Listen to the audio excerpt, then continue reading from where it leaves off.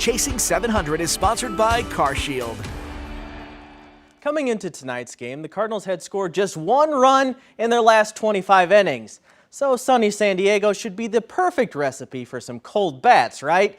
Well, it hasn't gone that way so far in Game 1, and right now the Cardinals are losing 4-0 in the 6th inning. But check out these cool surfboards. The Padres gifted them to Albert and Yachty for their final seasons. Nice gesture. This wasn't as nice. The Padres jumped ahead early on Adam Wainwright. Jake Cronenworth floats this one to left for 2 runs, and like I said, Padres up 4-0 right now. So far tonight, Albert Pujols is 1 for 1 with a single. Earlier today, he told our Frank Cusimano in San Diego that while he knows where he stands in baseball history, he simply doesn't let himself think about the fact he's just 2 homers away from 700.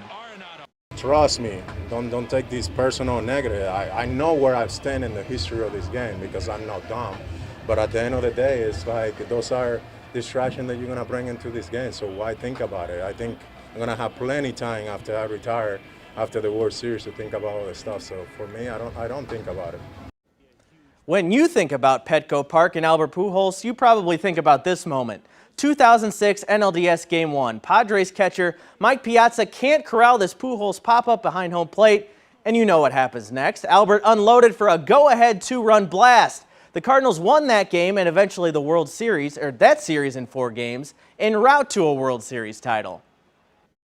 So let's take a look at the upcoming schedule and Albert's history in those parks as he chases 700.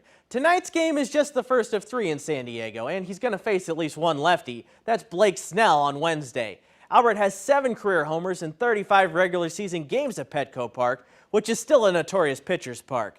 Then it's on to LA for 3 games against the Dodgers. Albert has 17 career home runs in 89 games at Dodger Stadium.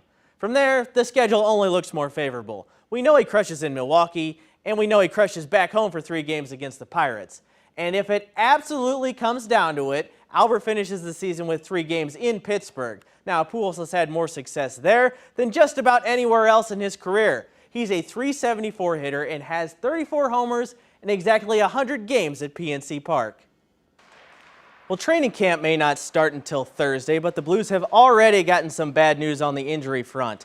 Defenseman Marco Scandella will miss at least 6 months after undergoing surgery on his right hip joint. Scandella injured his hip in late August while training for the upcoming season. He'll be reevaluated in 6 months. The injury could provide an extended opportunity for Scott Perunovich, who only played in 26 games for the Blues last season. The Blues will be seeing this guy in the Central Division for a long time to come. The Avalanche signed their star forward Nathan MacKinnon to an 8-year, $100.8 million extension. That passes Connor McDavid for the biggest contract in the NHL.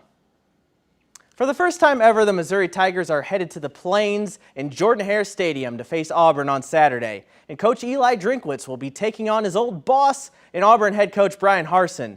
The pair was together at Arkansas State back in 2013 and now find themselves leading 2 SEC programs in desperate need of a win. Mizzou did win their last game against Abilene Christian, but that's Abilene Christian. The team's first real test 2 weeks ago against Kansas State produced a dismal 40-12 result. So you know the pressure to perform is high in the first SEC game of the year. But Coach Drinkwitz says they can't hype it up too much. Not going to make it bigger than it is. I mean, it's a road game. We've played in some road games before. It just happens to be a lot of these guys' first time at this one.